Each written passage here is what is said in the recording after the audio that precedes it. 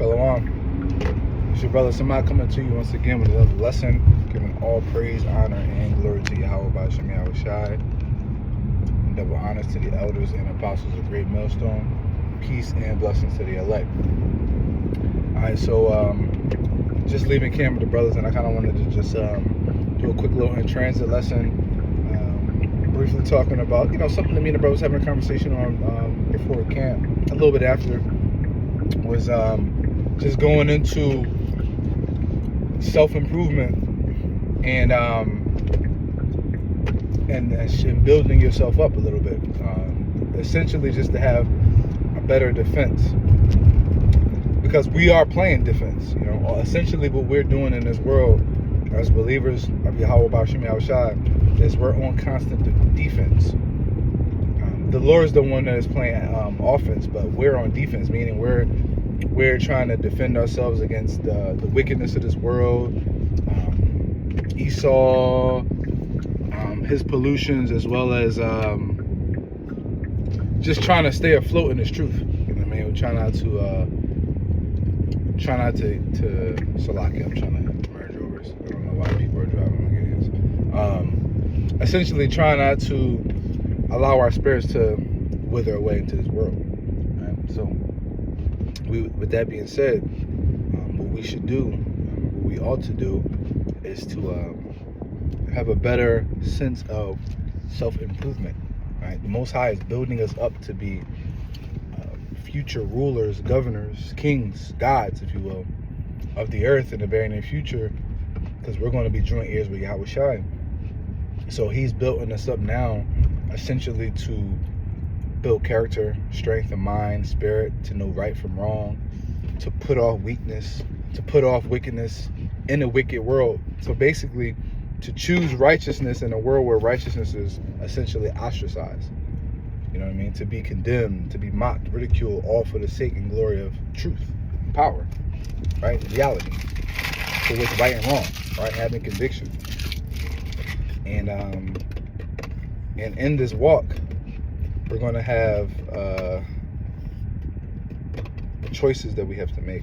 We're going to catch hell, and based on the hell we catch, it's going to be, or how we handle the hell can be based on how well we've prepared. And part of that preparation is the choices that you make that will have an effect on what happens, right? So, for example, if you are a brother that you're lazy, right? Let's just say you're lazy. You work a part-time job, you have responsibilities, and you work just enough to get by. And you have so much other free time, so much downtime, and you're not even really being productive with that time to better your situation, but you kind of horse around a little bit. You're in the word, but you're horsing around, dicking around, opposed to getting a full-time job that really shouldn't. You can work. I've done it. I've worked 60 hours a week, and I was still in the spirit. Still will go to camp twice a week. Still get my lessons up, 3 to 4 lessons a week. I try to do. But ultimately, the way you live, you're in the spirit, watching the lessons, reading, it can be done. Working 60 hours a week.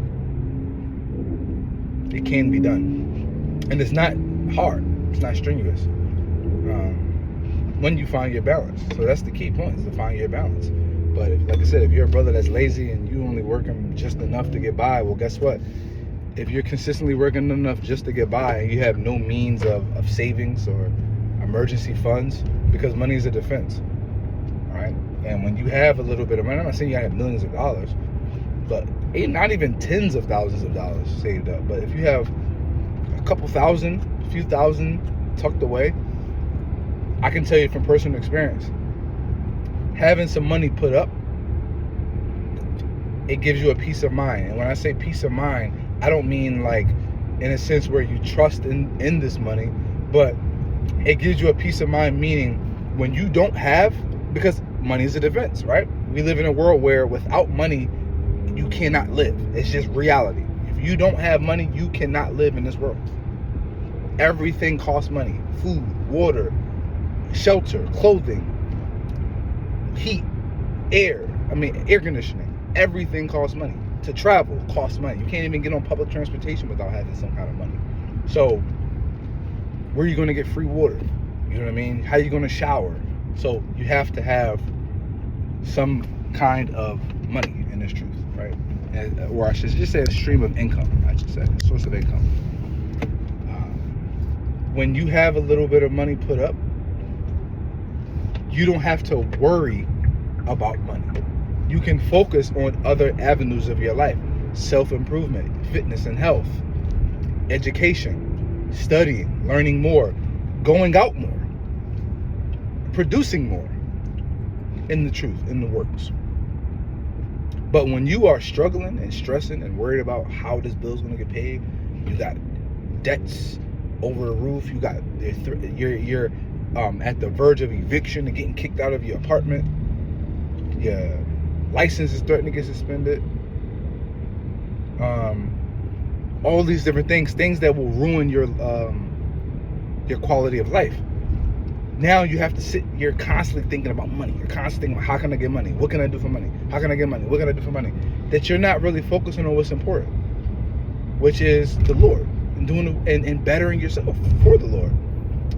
Ecclesiastes 9 and 10 states, whatever you do, do it to thy might. Because when you die, it means nothing. Everything goes out the window. And what good is it that you die not having produced the best that you could have produced, right? At this point, it's a form of character. How do you want to be perceived? Not that the opinions of other people matter, but it's a personal statement. I care about how I present myself. I care about the quality of work that I put out. See, don't focus too much on the quantity of how much you do. Focus on how well you do what you do. If you're a brother that you only put out 1 to 2 lessons a week, but let's say you put a lot of time and effort into producing each video. You have some brothers who make visual, illustrated videos where they're using clips and voiceovers, and it might be like a very well put together lesson that everybody who watches this is overly edified. You might took you 2-3 days to put it together. So it's not about the quantity per se. The 3 videos a week is a simple standard. But again, I digress. It's also going to come down to case by case. Some brothers are an exemption, and this is just my personal perspective. Some brothers are an exemption based on what you do, the quality of what you do.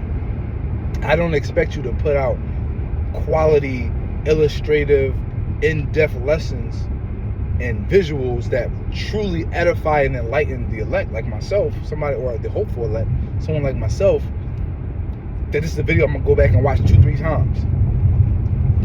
I'm going to want you to maintain that level of quality. And if it takes you 2-3 days to put together a lesson, take your time, brother. Take what you need, because I'm looking forward to the next one. As long as you're consistent with dropping them weekly, per se. So, that's the simplest way I can put it. All right. So you have to make sure that you're putting yourself in a position to where you can prosper in this truth. And part of that position is bettering yourself, man. Stop living like a bum, Jake. Like, I'm sorry. Like, I'm just being realistic. Stop living like a bum. Being a bum is a mentality. It's not a state. No one is a bum. No one is a bum because of the condition you live in. You're a bum because of the mentality and the actions you put in. You can be a very hardworking and diligent person, and life just hits you and kicks you on your ass. You're not a bum. You just are suffering from, you're just a victim of life, rather. You're a victim of life. It happens. But guess what? When you're disciplined and you're resourceful, dedicated, diligent, hardworking, you're not going to be in that situation for very long. One, because the Lord's going to bless you. Why? Because you're diligent and giving into the Lord. In the spirit that you maintain the same level of faith and enthusiasm, even in that lower state. for the Lord and for the work. That's one. Two, the Most High is going to bless your hands. You don't pray. You don't pray for strength. I should say, let me say, how do I want to put this? You're running a marathon. You don't pray that the Lord allow you to run to, I'm trying to think of how I want to put this, like it. You don't pray for, I know how it sounds in my head, I'm trying to put it into words. You don't ask the Lord to allow you to finish the race, but rather you ask the Lord for stronger legs to finish the race. And then in order to obtain stronger legs, what do you have to do?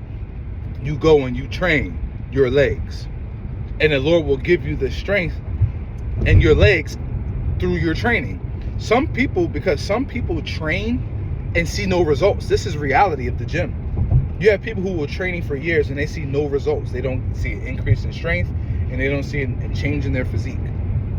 But they're consistent in going to the gym. Now, could it be from poor programming, improper diet? Who knows?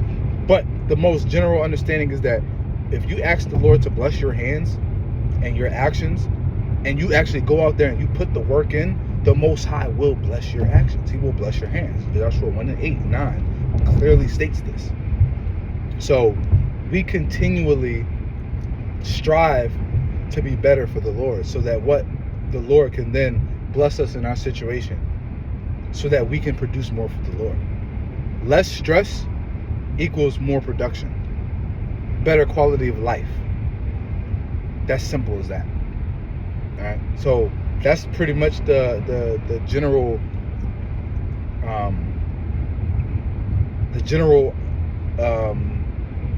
reasoning for this lesson is to essentially encourage you brothers and you sisters to build better defense, man. Build a better defensive system, man. It's going to give you so much more time and energy to give towards the things that are really beneficial, because you have to work. So why not make your work more quality? I'm not saying that you should work more. If you're not working enough, you should work more. The general standard is 40 hours a week. That's the general standard of full-time work. You should be working full-time. If you're a man, you should be working full-time. Now, if you're struggling with that full-time work, let's take a step back. Let's reevaluate. Okay, am I spending too much money? Go ahead and look up how much money you make at your job for working your 40 hours, right? How much money you make every single month, every week. Just go about month. Every month, how much do you make? Then you go and do an audit of your bills. Okay, how many bills do I have? Like necessities. No, all your bills, everything that you pay on a monthly basis, that's on a subscription or a monthly bill. Rent, utilities, phone, internet, subscriptions, etc.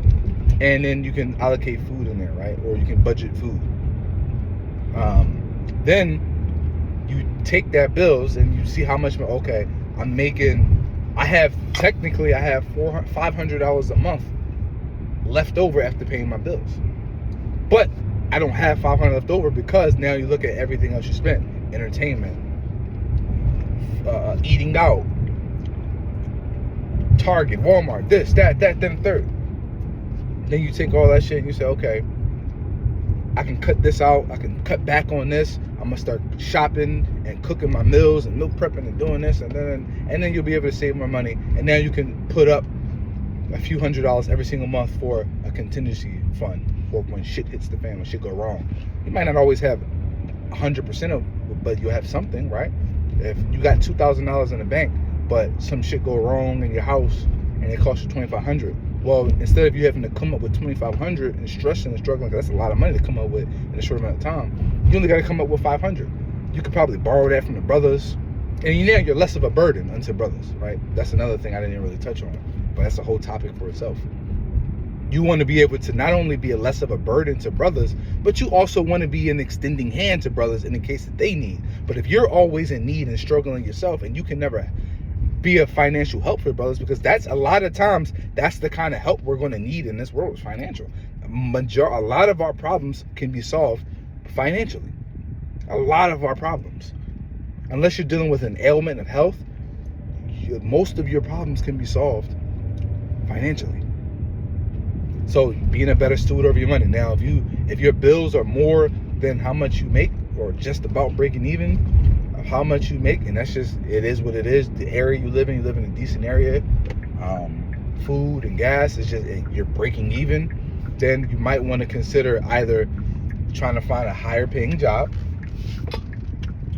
or picking up extra work on the side, maybe an extra 10 hours a week, where you can make an extra $200-300 a week, extra $150-200 a week or whatever, to help supplement your income. Now that could be money that you use for savings.